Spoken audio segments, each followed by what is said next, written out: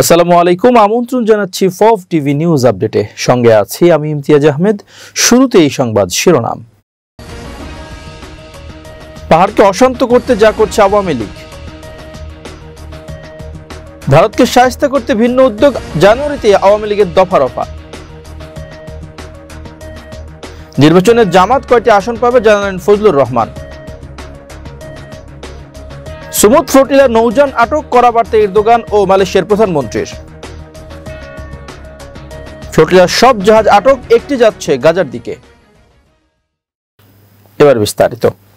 গোয়েন্দা সংস্থার নির্ভরযোগ্য সূত্রগুলো বলছে, দীর্ঘ 1.5 যুগেরও বেশি সময় ধরে আওয়ামী লীগের একটি বড় সিন্ডিকেট পার্বত্য চট্টগ্রামে অস্ত্র ব্যবসার সাথে জড়িত, যারা চট্টগ্রাম, কক্সবাজার এবং পার্বত্য অঞ্চলে প্রকাশ্যে ঘোরাফেরা করত। 5 আগস্ট আওয়ামী লীগের পতনের পর সেই অস্ত্র ব্যবসায়ীদের বড় একটি অংশ ইউপিডিএফ অধ্যুষিত এলাকায় অবস্থান করছে।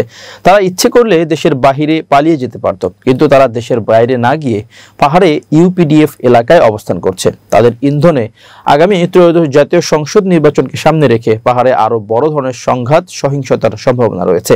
পাহাড়ে পালিয়ে থাকা আওয়ামী লীগের বড় অংশটি বর্তমানে যে রাজনৈতিক দলগুলো ভালো অবস্থায় রয়েছে তাদের সাথে সমঝোতা করে অস্ত্র ব্যবসা অব্যাহত রাখার চেষ্টা চালিয়ে যাচ্ছেন বলেও ধারণা করা হচ্ছে। গত একাদশ সংসদ নির্বাচনের আগেও সেখানে 2 গ্রুপের সংঘর্ষে 2 জন নিহত হওয়ার খবর রয়েছে। স্থানীয়রা মনে করেন, পাহাড়ের মানুষের ভোটাধিকার এখন আর তাদের মাঝে নেই। তারা চাইলে কোনো দলের প্রার্থীকে ভোট দিতে পারবে না। অসহায়রা যেখানে ভোট দিতে বলবে সেখানেই তাদেরকে ভোট দিতে হবে। তাই এখন থেকে পাহাড় কাদের অধীনে নিয়ন্ত্রণে থাকবে সেগুলো ছোট ছোট ঘটনার মাধ্যমে স্পষ্ট করা হচ্ছে, শক্তি প্রয়োগের মাধ্যমে। বিশাল বিস্তৃত সীমানা জুড়ে ভারত মিয়ানমারের সন্ত্রাসী গোষ্ঠী শক্ত অবস্থান রয়েছে। বাংলাদেশ সরকার ইচ্ছা করলে সেটা এখনই নির্মূল করতে পারবে না। কথিত শান্তি চুক্তির মাধ্যমে অনেক জটিলতায় পাহাড়ের মধ্যে রয়ে গেছে বলে সংশ্লিষ্ট বিশিষ্ট নাগরিকরা মনে করছেন। পাহাড়িরা উপজাতি কোটার মাধ্যমে শিক্ষা প্রতিষ্ঠানে ভর্তি, সরকারি চাকরি সহ গুরুত্বপূর্ণ সকল সুযোগ সুবিধা গ্রহণ করছেন, কিন্তু বাংলাদেশের নাগরিকরা ইচ্ছা করলেই পাহাড়ে গিয়ে কিছু করতে পারবে না। পার্বত্য অঞ্চলে বিশাল এলাকা জুড়ে ক্ষুদ্র সংখ্যক নাগরিকের মধ্যে দেশীয় এবং রাজনৈতিক অনেক হিসাব নিকাশ জড়িত। দৈনিক আজকের পত্রিকার প্রধান শিরোনাম, মানবতা বিরোধী অপরাধ, নির্বাচনের আগেই হতে পারে 4 মামলার রায়।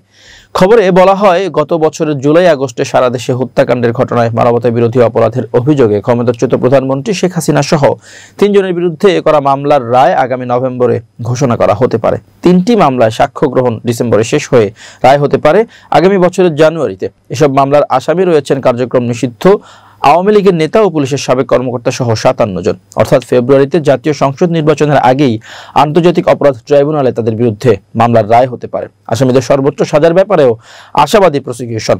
জুলাই আগস্টের হত্যাকাণ্ডের ঘটনায় মানবতা বিরোধী অপরাধের অভিযোগে করা মামলার বিচার কার্যক্রম চলছে আন্তর্জাতিক অপরাধ ট্রাইব্যুনাল 1 ও ট্রাইব্যুনাল 2 এ। বর্তমানে এই 2 ট্রাইব্যুনালে 4টি মামলার সাক্ষ্য গ্রহণ চলছে। এর মধ্যে শেখ হাসিনা, সাবেক স্বরাষ্ট্রমন্ত্রী আসাদুজ্জামান খান কামাল ও পুলিশের সাবেক মহাপরিদর্শক চৌধুরী আব্দুল্লাহ আল মামুনের বিরুদ্ধে করা মামলায় সবশেষ সাক্ষীর জবানবন্দি মঙ্গলবার শেষ হয়েছে।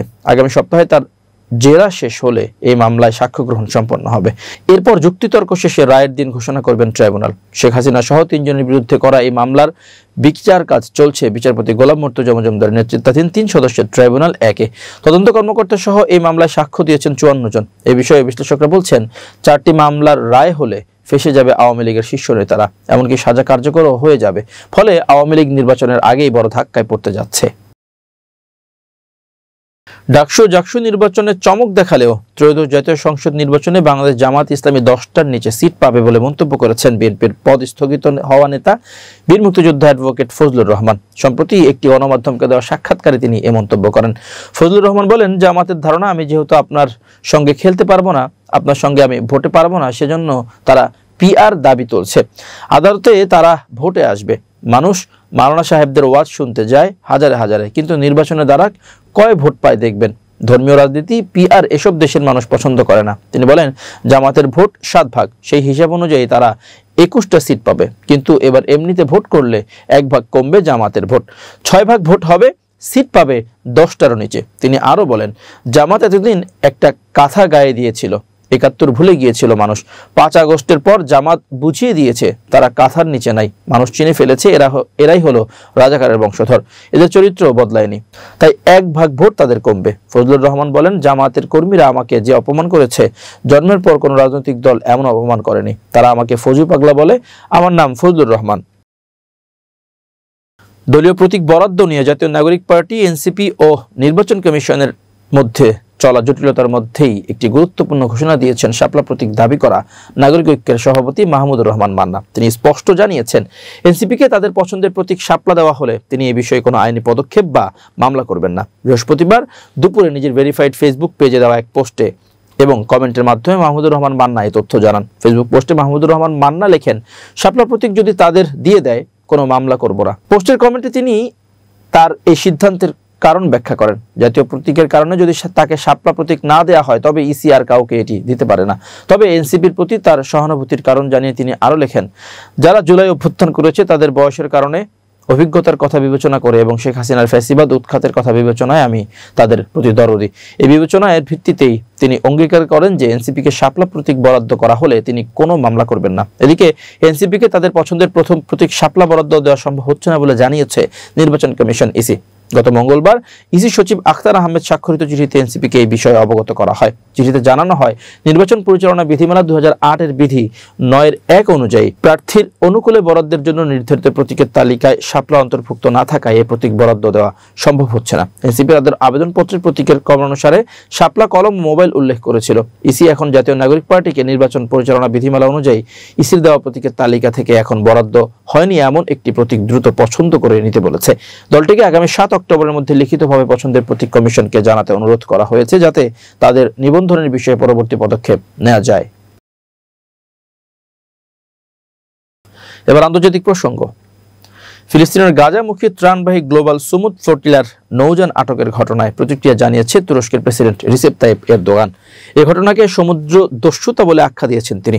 নিজ দলের একেপি অর্থাৎ একে পার্টি এর সভায় ভাষণ দিতে গিয়ে এরদোগান বলেন, আন্তর্জাতিক জলসীমায় এ হামলা প্রমাণ করে যে গাজায় ইসরায়েলের গণহত্যার যন্ত্র তার অপরাধ ঢাকতে উন্মত্ত হয়ে উঠছে।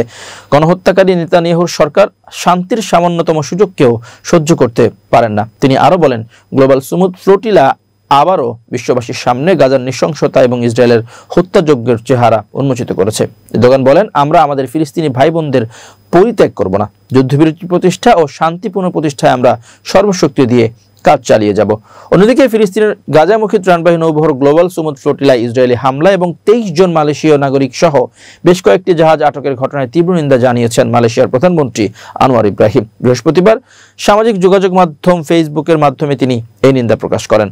খবর আল জাজিরার ফেসবুক পোস্টে আনোয়ার ইব্রাহিম এই পদক্ষেপের কঠোর সমালোচনা করে লেখেন, ইসরায়েল নিরস্ত্র বেসামরিক নাগরিক এবং গাজার জন্য জীবন রক্ষাকারী মানবিক সহায়তা বহনকারী জাহাজগুলোতে বাধা দিয়েছে। তিনি আরো বলেন, একটি মানবিক মিশনকে বাধা দিয়ে ইসরায়েল কেবল ফিলিস্তিনি জনগণের অধিকারী প্রতিই নন, বরং বিশ্বের বিবেকের প্রতিও চরম অবজ্ঞা প্রদর্শন করেছে। আনোয়ার ইব্রাহিম ফ্লোটিলাকে সহানুভূতি এবং অবরুদ্ধ মানুষের জন্য আশার প্রতীক হিসেবে উল্লেখ করেন। তিনি দৃঢ়ভাবে জানান, যতদিন ফিলিস্তিনি জনগণ তাদের মৌলিক অধিকার এবং আকাঙ্ক্ষা থেকে বঞ্চিত থাকবে, মালয়েশিয়া তাদের পাশে থাকবে। ফিলিস্তিনের প্রজন্মের পর প্রজন্ম ধরে চলা অবিচার এবং বঞ্চনার অবসানের দাবিতে আমরা কখনো পিছু পা হব না। অবরুদ্ধ গাজার দিকে যাওয়া ত্রাণবাহী আন্তর্জাতিক নৌবহর গ্লোবাল সুমুদ ফ্লোটিলার প্রায় সব জাহাজকে আটকের দাবি করেছে ইসরায়েলের পররাষ্ট্র মন্ত্রণালয়। মন্ত্রণালয় জানিয়েছে, একটি জাহাজও সক্রিয় যুদ্ধ অঞ্চলে প্রবেশ করা বা বৈধ নৌ অবরোধ লঙ্ঘনের চেষ্টায় সফল হয়নি। কাতার ভিত্তিক সংবাদ মাধ্যম আল জাজিরার লাইভ থেকে এই তথ্য জানা যায়। পররাষ্ট্র মন্ত্রণালয় আরো বলছে, সকল যাত্রী নিরাপদ এবং সুস্থ আছেন। তাদের নিরাপদে ইসরায়েলে নিয়ে যাওয়া হচ্ছে, যেখান থেকে তাদেরকে ইউরোপে পাঠানো হবে। তবে ইসরায়েল এও স্বীকার করেছে যে একটি মাত্র নৌযান এখনো সমুদ্রে রয়েছে। মন্ত্রণালয় হুঁশিয়ারি দিয়েছে, যদি এটি সক্রিয় যুদ্ধ অঞ্চলে প্রবেশের চেষ্টা করে এবং অবরোধ লঙ্ঘন করতে অগ্রসর হয় তবে সেটিকেও বাধা দেওয়া হবে। এবার বিজ্ঞান ও প্রযুক্তির খবর। এখন থেকে সব প্ল্যাটফর্মে ব্যবহার করা হবে গুগলের গ্রেডিয়েন্ট জি লোগো বলে জানিয়েছে টেক জায়ান্ট প্রতিষ্ঠানটি। দ্য ভার্জের প্রতিবেদনে বলা হয়েছে, সোমবার গুগল ঘোষণা করেছে চলতি বছরের মে মাসে অ্যান্ড্রয়েড ও আইওএস এর গুগল অ্যাপে নতুন লোগোটি প্রথম যায়। আর প্রায় 10 বছর পর এটি গুগলের প্রথম বড় লোগো পরিবর্তন। তবে খুব শিগগির এটি গুগলের সব প্ল্যাটফর্মে ছড়িয়ে পড়বে বলে জানিয়েছে টেক জায়ান্ট কর্তৃপক্ষ। গুগল বলছে এই টুল সংবাদ তৈরি, রিপোর্টিং এবং ফ্যাক্ট চেকিং এর ক্ষেত্রে সাংবাদিকদের অত্যাবশ্যক ভূমিকাকে প্রতিস্থাপনের উদ্দেশ্যে তৈরি করা হয়নি এবং এআই পক্ষে তা সম্ভব হবে না। আগামী কয়েক মাসের মধ্যেই নতুন ডিজাইন আরও বেশি ছড়িয়ে পড়বে, ফলে শীঘ্রই জিমেইল, ড্রাইভ, মিট ও ক্যালেন্ডারের মতো অন্যান্য অ্যাপেও গ্রেডিয়েন্ট লুক দেখা যাবে। আর নতুন জি লোগোর পাশাপাশি গুগল তাদের গুগল হোম লোগো একই ডিজাইনে হালনাগাদ করেছে। গুগলের বক্তব্যে এই পরিবর্তন তাদের কৃত্রিম বুদ্ধিমত্তার যুগ এগিয়ে যাওয়ার প্রতিচ্ছবি। এর আগে 2015 সালে গুগল তাদের রঙিন জি লোগোতে লাল, হলুদ, সবুজ ও নীল রং আলাদা রেখেছিল, কিন্তু এবার নতুন লোগোতে 4টি রং একসঙ্গে মিশে গেছে এবং আরো উজ্জ্বল হয়েছে। এটি গুগলের গ্রেডিয়েন্ট জেমিনাই লোগোর সঙ্গে সামঞ্জস্যপূর্ণ বলে জানায় কর্তৃপক্ষ।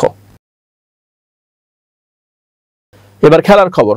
সফরের খবর নিশ্চিত করে বৃহস্পতিবার সামাজিক যোগাযোগ মাধ্যমে মেসি নিজে একটি বিবৃতি দিয়েছেন। সেখানে তিনি বলেন, এই সফর আমার জন্য অনেক বড় সম্মান।